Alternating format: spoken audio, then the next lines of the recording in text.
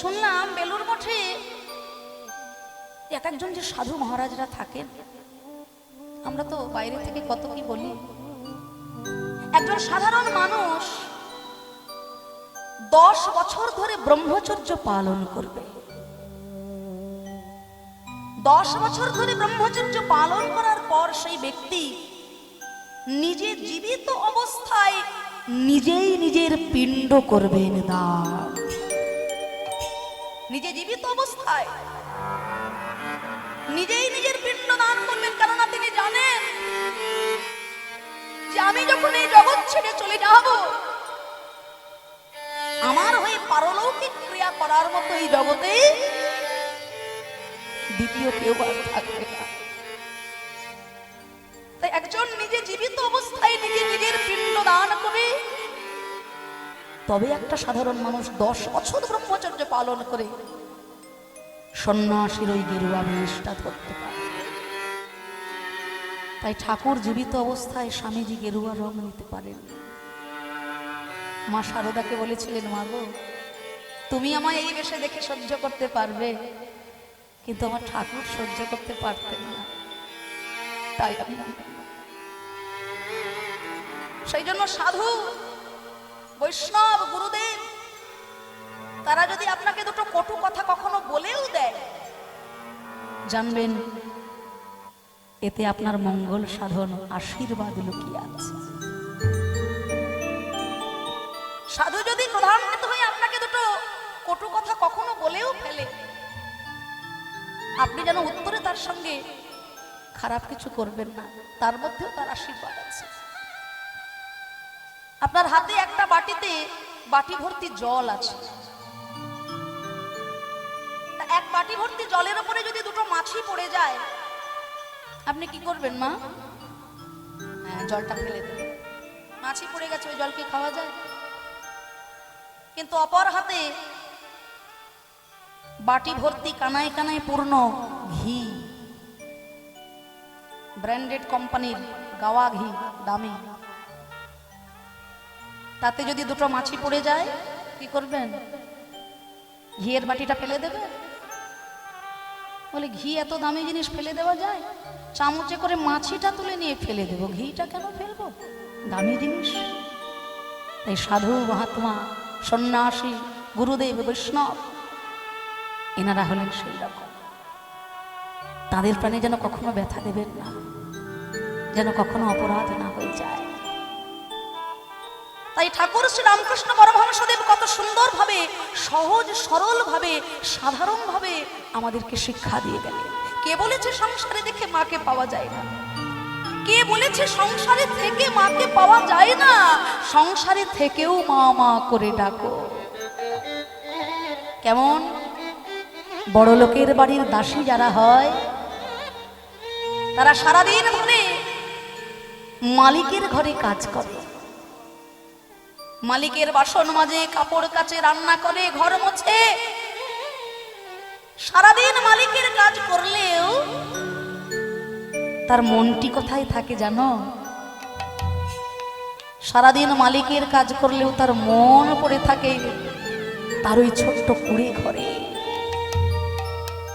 যেখানে তার আত্মীয় স্বজন, পরিবার, সন্তান রয়েছে। তদ্রূপ কত সহজ শিক্ষা। সংসারে থাকো, ওই বড় লোকের দাসীর মতো থাকো। দাসী যেমন সারাদিন মালিকের কাজ করলেও তার মন পড়ে থাকে তার কুড়ে ঘরে, তেমন তুমিও সংসারে থাকো। কর্মই ধর্ম, কর্ম করো, সকল কর্ম করো। দিনের শেষে তোমার এই মন যেন রাধা গোবিন্দের রাতুল রানা চরণ তলে বিরাজ করে। অগাধ জল, নৌকা চলছে, কোনো অসুবিধা হবে না, জলের ওপরে চলবে নৌকা। কিন্তু অসুবিধাটা কখনই হবে জানো? নৌকার ওপরে যদি জল চেপে যায়। জলের ওপর নৌকা চলুক, অসুবিধা নাই, কিন্তু নৌকার উপরে যদি অবাধ জল চেপে যায় তখন হয় বিপদ। তদ্রূপ সংসারে থাকো, ভেসে ভেসে থাকো। সংসার যদি তোমার উপরে চেপে পড়ে তখনই হবে বিপদ। সংসারে থেকেও দিনের শেষে তার চরণে করো আত্মসমর্পণ, ঘরে বসে তুমি পাবে তাকে। তাই রাধারানীও সেই শিক্ষা দিলেন, তুমি গৃহে থাকো, বনে থাকো, দিনের শেষে হা গোবিন্দ তোমার হলাম বলে দুফোঁটা নয়নের জলে তাকে ডাকো, নিশ্চয়ই পাবে। আজ না হোক কাল, কাল না হোক পরশু, একদিন পাবে। আর দ্বিতীয় কারণ, কর্মণ্যেবাধিকরস্তে মা ফলেষু কদাচন মা কর্ম ফলয়ং তুর্ভুর্মাতি সঙ্গস্ত্বা কর্মণি। ইহ জগতে যদি কর্মটা সঠিক থাকে, ঘরে বসে ভালো ফল পাওয়া যায়। আপনি ঘরে বসে থাকবেন, সাধু এসে, যোগী এসে আপনাকে আশীর্বাদ করে চলে যাবে নিজ গুণে কৃপা করে। কিন্তু কর্ম যদি সঠিক না থাকে, যতই তীর্থ ভ্রমণ করুন না কেন বাবা, দুঃখ পিছু ছাড়বে না। তাহলে আমার রাধারানী কাঁদছেন কেন শত বছর ধরে? না একদিন গোলক বৃন্দাবনে শ্রী গোবিন্দ গিয়েছিলেন বিরজা দেবীর কুঞ্জে। কুঞ্জের বাইরে দাঁড়ি হয়ে দাঁড়িয়েছে শ্রীরাম। ভগবান আদেশ করলেন, ওরে শ্রীরাম, এই কুঞ্জের বাইরে তুমি দাঁড়িয়ে থাকো, আমার আজ্ঞা ভিন্ন এই কুঞ্জে যেন কেউ প্রবেশ করতে না পারে। শ্রীরাম দরজা আগলে দাঁড়ালো। ওদিকে কৃষ্ণ প্রেমের পরম পরাকাষ্ঠা রাধারানী গোবিন্দ অদর্শনে চঞ্চলাতে দাঁড়িয়েছেন কুঞ্জের বাইরে। শ্রীরাম, তুই কুঞ্জের বাইরে? দরজা ছেড়ে দে, আমি গোবিন্দ দর্শনে যাবো। শ্রীরাম, দরজা ছেড়ে দে। শ্রীরাম বলে, রাধে গো, আমার গোবিন্দের আজ্ঞা ভিন্ন, আমি যে কাউকে দরজা ছাড়তে পারবো না রাই, কাউকে দরজা ছাড়তে পারবো না। তবে রে, এত বড় স্পর্ধা তোর, আমার সামনে দাঁড়িয়ে দৈত্যের মতো দুটি বাহু প্রসারিত করে তুই দাঁড়ালি, আমি তোকে দেব অভিশাপ। এই কৃষ্ণ ভজন যোগ্য দেহটা ত্যাগ করে তোর যেন ওই দৈত্য কুলেই জন্ম লাভ হয়ে যায়। রাধে গো,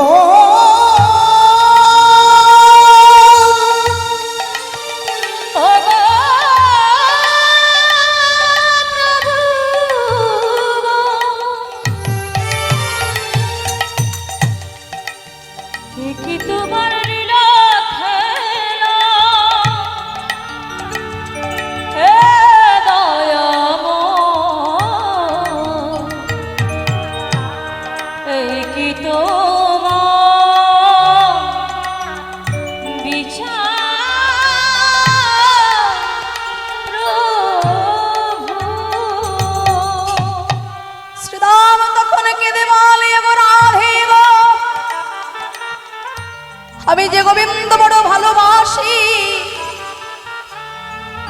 তুমি আমায় এমন কুলে জন্ম দিলে রায়, যেখানে জন্ম পেলে কৃষ্ণ বলে কাঁদা যায় না, হরি বলে ডাকা যায় না। আমিও তোমায় বলে রাখি হে বিনোদিনী, যে গোবিন্দকে হারাই আজ তুমি এত চঞ্চলা হয়েছ, সেই গোবিন্দকে না দর্শন করে একদিন নয়, 2 দিন নয়, 100 বছর ধরে তোমায় কৃষ্ণ বলে কাঁদতে হবে। হরিবল কাঁদতে হবে, তোমায় কৃষ্ণ বলে কাঁদতে হবে, তোমায় কৃষ্ণ বলে কাঁদতে হবে। ওই না বৃন্দাবনের পথে পথে কৃষ্ণ বলে কাঁদতে হবে। পথে পথে তোমায় কৃষ্ণ বলে কাঁদতে হবে। বৃন্দাবনের পথে পথে দুটি নয়ন ধারায় বুক ভাষায়, দুটি নয়ন ধারায় বুক ভাষায়, দুটি নয়ন ধারায় বুক ভাষায়, দুটি নয়ন ধারায় বুক ভাষায়, নয়ন ধারায় বুক ভাষায়, নয়ন ধারায় বুক ভাষায়, তোমায় কৃষ্ণ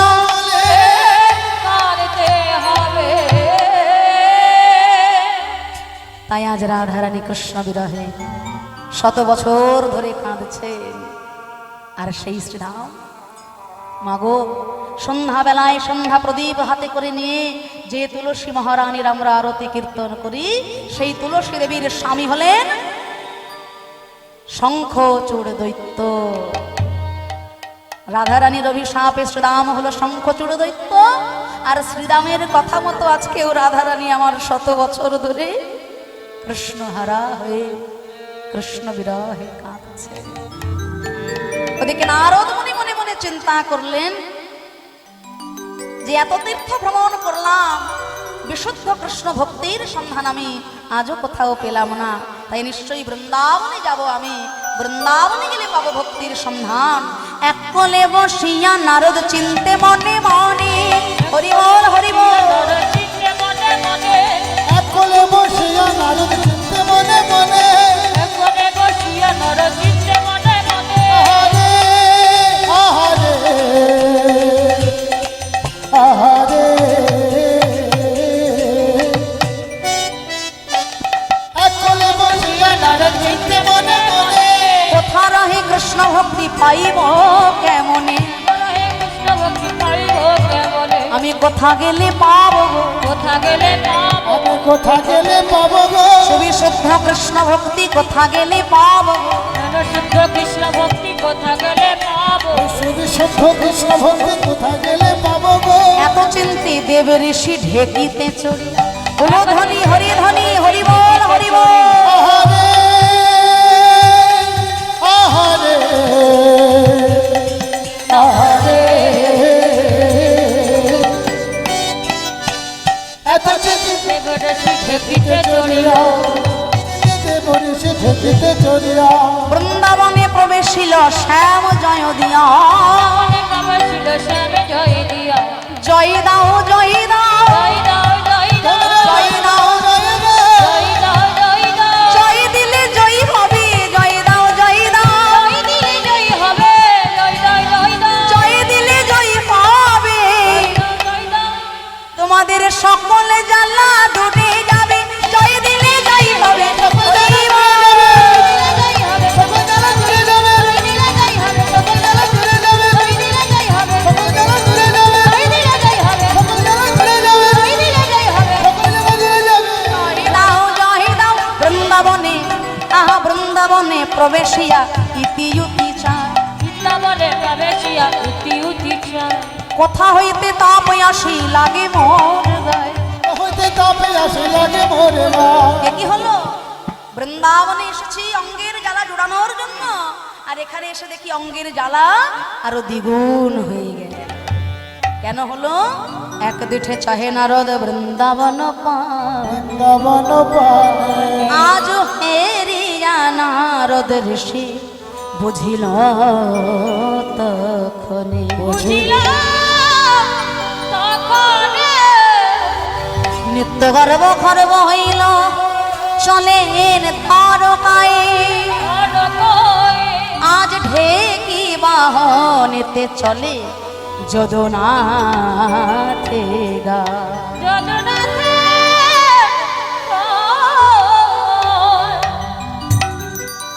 বেশ, আমি নারদ, জগতে আমার একটা বদনাম আছে জানেন তো মায়েরা, যেখানে মায়েদের ঝগড়া লাগে সেখানে গিয়ে 3 বার নারদ নারদ বলবেন, কি যে ভালো হবে না।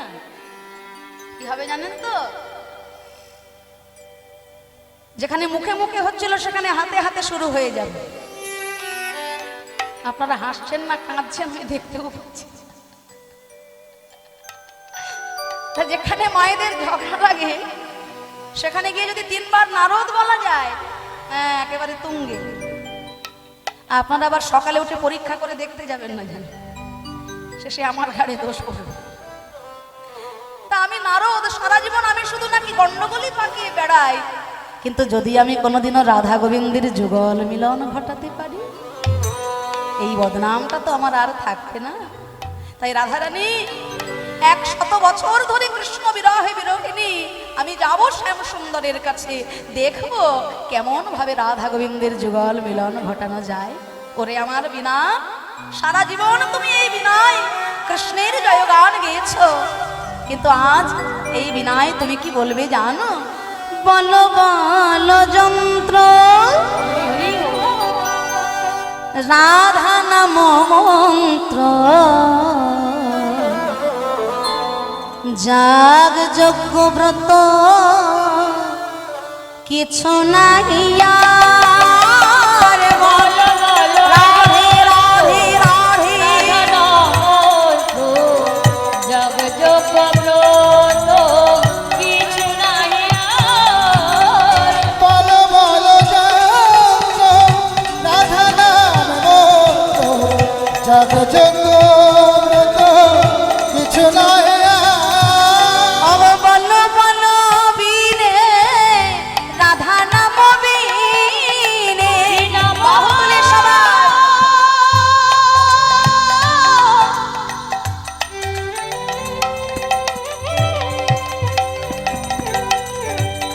রাধা রাধা না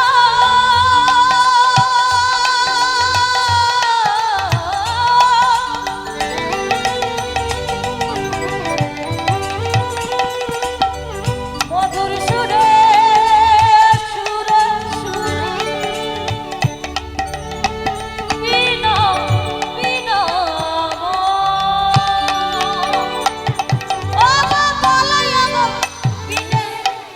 রাধা নামে বীরে বল বল বীরে রাধা নাম বীরে। বল বল বীরে রাধা নামে বীরে। না না এই ত্রিভুবন মাঝে কিছু নাহি আর। বল বল রাধে রাধে রাধে রাধা নাম মন্ত্র, জগ জগত কিছু নাই বল বল দত্ত রাধা নাম জগ জগ ব্রত কিছু নাহি আর। বল বল যন্ত্র রাধা নাম মন্ত্র, জগ জগত কিছু নাই নারদ দেখিয়া ধায়ে দ্বারকা পুরেতে যায়, দেখিয়া ধারে নরক পুরিতে যায়। ঢেকি হইতে নামিল তখন ঢেকি হইতে নামিল তখন বিনাটি করিতে লইয়া দেখে চারিদিকে চাইয়া, করেতে লইয়া দেখে চারিদিকে চাইয়া এক দিঠে দেখে কৃষ্ণ ধনু। একে দিতে দেখে কৃষ্ণ কৃষ্ণ ভজন। ধন। বৃন্দাবনেশ্বরী রাধা রানী কি, বৃন্দাবনেশ্বরী রাধা রানী কি, বৃষভানুসুতা রাধা রানী কি। দ্বারকার ওই শুষ্ক পরিবেশে মধুমাখা রাধা নামের জয়ধ্বনি শ্রবণ করে দ্বারকার রাজা কৃষ্ণের হৃদয় গলে গেল। হে নারদ মুনি, আমি যে বহুদিন ওই নাম শুনি না, আহা ওই নামে আমায় পাগল হইবে। বলো নারদ মুনি, কোন উদ্দেশ্যে হেথায় আগমন? হে শ্যাম সুন্দর, তুমি তো সবই জানো। এই যে কুরুক্ষেত্র মেদিনীতে যুদ্ধ হলো, যুদ্ধ যখন হয় শুধু কি শত্রুপক্ষেরই প্রাণ যায়? যুদ্ধ চলাকালীন কত ভক্তেরও প্রাণে ব্যথা লাগে, তাই না? যখন যুদ্ধ হয় শুধু শত্রুপক্ষেরই ব্যথা লাগে তা নয়, কত ভক্তের হৃদয়েও ব্যথা লেগে যায়। তাই কুরুক্ষেত্রের এই যে যুদ্ধ, ব্রজবাসীগণের এত চোখের জল, কিছুই যে বিফলে যাবে না শ্যাম সুন্দর। ত্রেতা যুগে শ্রীরামচন্দ্র যখন রাবণের সঙ্গে করেছিল মহাযুদ্ধ, রাম রাবণের মহাযুদ্ধে শুধু কি অভক্তেরই জীবন গেল,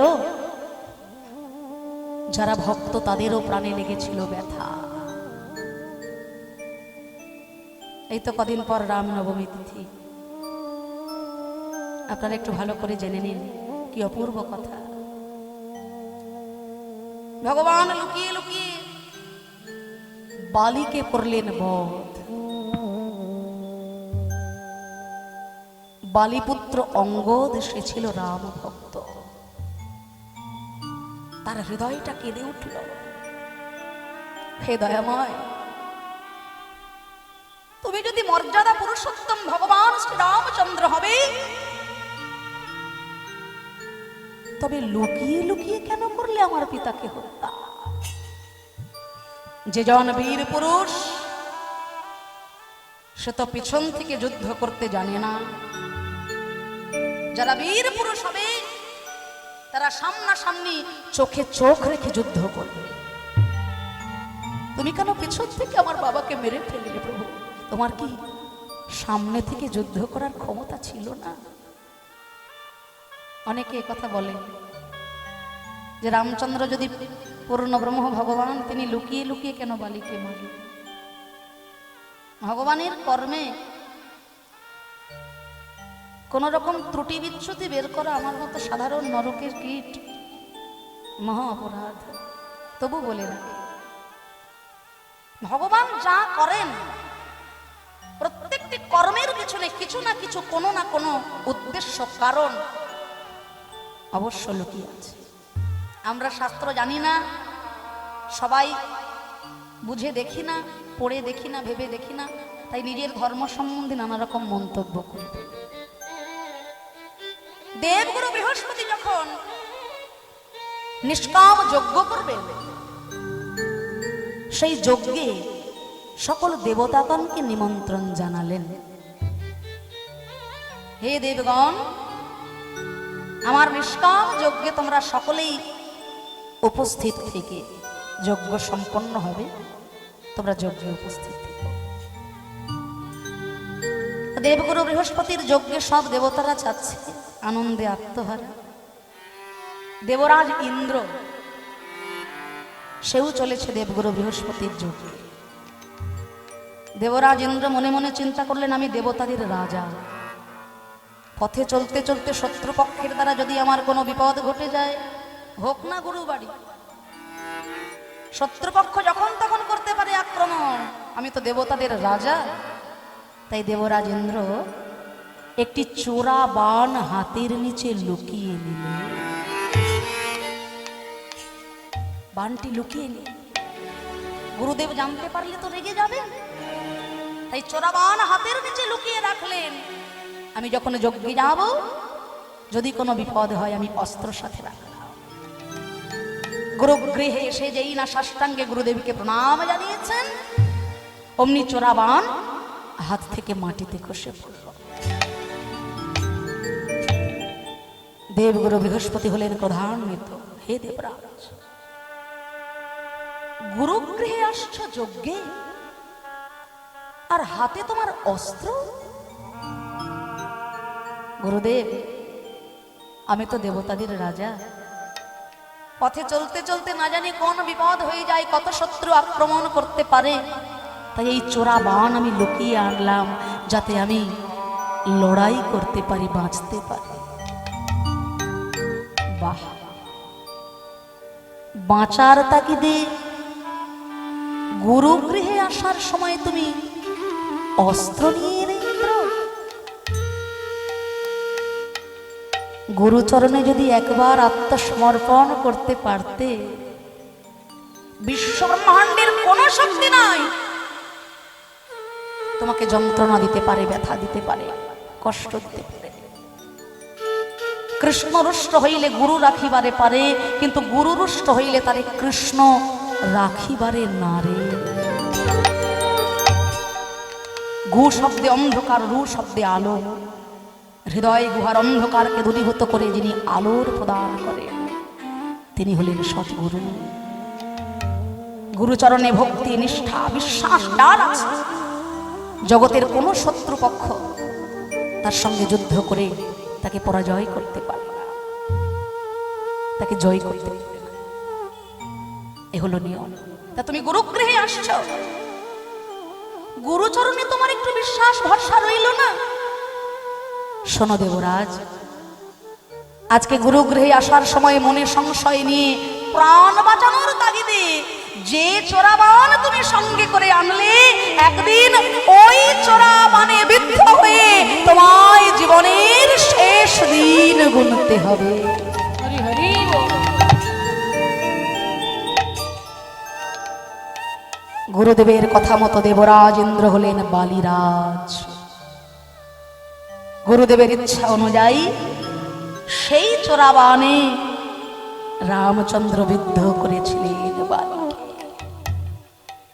কিন্তু বালিপুত্র অঙ্গদ, সে তো ছোট শিশু, তার প্রাণে লাগলো আঘাত। হে প্রভু, তুমি তো সবাইকে কত কিছু দান করছো, উপহার দিচ্ছ, আমারও মনে একটা বাসনা আছে দয়াময়, আমার ইচ্ছা পূরণ করবে? ওরে অঙ্গদ, তুই যে আমার প্রাণের প্রাণ, বল না কি চাস? প্রভু গো, আমি জানি হতে পারো তুমি বিশ্ব ব্রহ্মাণ্ডের অধীশ্বর, হতে পারো তুমি মর্যাদা পুরুষোত্তম ভগবান, কিন্তু আমার মন জানে তুমি হলে আমার পিতৃহন্তা। তুমি আমায় আশীর্বাদ করো দয়াময়, আমিও যেন একদিন পিতৃহত্যার প্রতিশোধ নিতে পারি। বাবা, আজকে তুমি যেমন আমার পিতাকে লুকিয়ে লুকিয়ে মেরে ফেললে, আমিও যেন একদিন ওইভাবে লুকিয়ে লুকিয়ে চোরা বানে তোমায় মেরে আমার পিতৃহত্যার প্রতিশোধ নিতে পারি। ভগবান রামচন্দ্র বললেন, রে অঙ্গদ, সত্যকারের বিষ্ণু ভক্তের পরিচয় দিয়েছিস তুই। এই জগতে যারা প্রকৃত ভক্ত হয়, পিতা মাতাকে যন্ত্রণায় দেখে তারা স্থির থাকতে পারে না। হোক না পিতা অপরাধী, হোক না মাতা অপরাধী, তার বিচার করবেন তিনি। আমি সন্তান, আমি তো বিচার করতে পারি না পিতা মাতা, তাই তোর এই মনের বাসনা আমি অবশ্য পূর্ণ করব অঙ্গদ, কিন্তু এ জন্মে তো হবে না, আগত জন্মে প্রেমের অবতার কৃষ্ণচন্দ্র রূপে আমি জন্ম নেব। কংসের ওই দুর্গন্ধময় কারাগারে ব্রজলীলা হবে যেদিন সঙ্গ, মথুরা লীলা হবে সঙ্গ, দ্বারকা লীলার অবসানে মাতা গান্ধারীর অভিশাপে 56 কোটি যদু বংশ যেদিন আমার হবে ধ্বংস, আমি মোহন মুরলীটি করে নিয়ে বৃক্ষের উপরে বাজাবো প্রেমের জয়গান।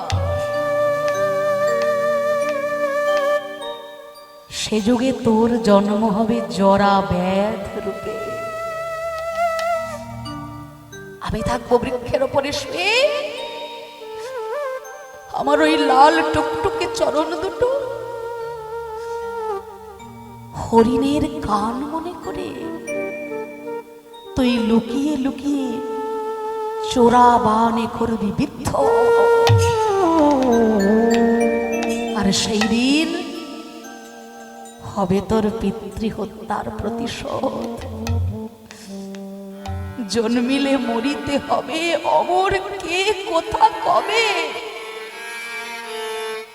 নরলীলায় জন্মগ্রহণ করে স্বয়ং ভগবান কেউ জরা ব্যাধের কাছে মৃত্যুর মুখে ঢলে পড়তে হয়েছিল লীলা প্রকাশের জন্য। তাই জগতে যে যেমন কর্ম করবে সে তেমন ফল পাবে। তাই নারদ মুনি বলছেন, হে কৃষ্ণ, যুদ্ধ তো ভালো কাজ নয়, তবু যুদ্ধ করতে হয় সত্য রক্ষার জন্য, স্ত্রী রক্ষার জন্য, আত্মরক্ষার জন্য, দেশ রক্ষার জন্য, ধর্ম রক্ষার জন্য যুদ্ধ করতে হয়। তা সেই যুদ্ধে শুধু যে অসৎ ব্যক্তিরই জীবন যায় তা তো নয়, সৎ ব্যক্তির হৃদয়েও অনেক ব্যথা লাগে। সেই জন্য রামচন্দ্র করেছিলেন শান্তি কামনায় অশ্বমেধ যজ্ঞ। হরি হরি। কিন্তু কুরুক্ষেত্রে যুদ্ধ হলো, ব্রজবাসীগণ এতদিন ধরে কাঁদছে। এত রক্তার্ত বেদিনী, এত অপরাধ, এও যে বিফলে যাবে না শ্যাম। তাই আমার মনে বাসনা জেগেছে, সকলের শান্তির কামনা চিন্তা করে যদি তুমি আমার কথা রাখো হে শ্যাম সুন্দর, আমি বলি তোমায় যজ্ঞ করতে হবে, তোমায় যজ্ঞ করতে হবে, তোমায় যজ্ঞ করতে হবে। তোমায় যজ্ঞ করতে হবে। শোনো হে শ্যাম গুণনিধি, এবে যজ্ঞ করতে হবে। শোনো হে শ্যাম গুণনিধি, এবে যজ্ঞ করতে হবে। শোনো হে শ্যাম গুণনিধি, এবে যজ্ঞ করতে হবে। শোনো হে শ্যাম গুণনিধি, এবে যজ্ঞ করতে হবে। তা বেশ বেশ ভালো কথা। যজ্ঞটা হবে কোন জায়গায়? না প্রভাসের তীরে হবে যজ্ঞ। প্রভাসের জলে স্নান করে চন্দ্র দেবতা তার হারানো জ্যোতি ফিরে পেয়েছিল, তাই প্রভাসের তীরেই যজ্ঞ হবে। আনন্দের সংবাদ পেয়ে গোবিন্দ সবাইকে নিমন্ত্রণ জানাচ্ছে। নিজ করে লিখলেন চিঠি, আহা প্রথমে শঙ্করে পরে শঙ্করী রে, শঙ্করে পরে শঙ্করী রে, গণপতি কার্তিকে রে, গণপতি তার পিঠে রে, শেষে পদ্মজনী লক্ষ্মী বিনা পানি, পদ্মজনী লক্ষ্মী বিনা পানি, পত্র লিখে নিজ করে, শেষে পদ্মজনী লক্ষ্মী বিনা পানি, পত্র লিখে নিজ করে। আহা একে একে পত্র লিখে যে দিল, একে একে পত্র লিখে যে দিল, একে একে পত্র লিখে যে দিল, যথাযোগ্য সম্বোধনে একে একে পত্র লিখে যে দিল। যথাযোগ্য সম্বোধনে একে একে পত্র লিখে দিল। যথাযোগ্য সম্বোধন একে একে পত্র লিখে যে দিল।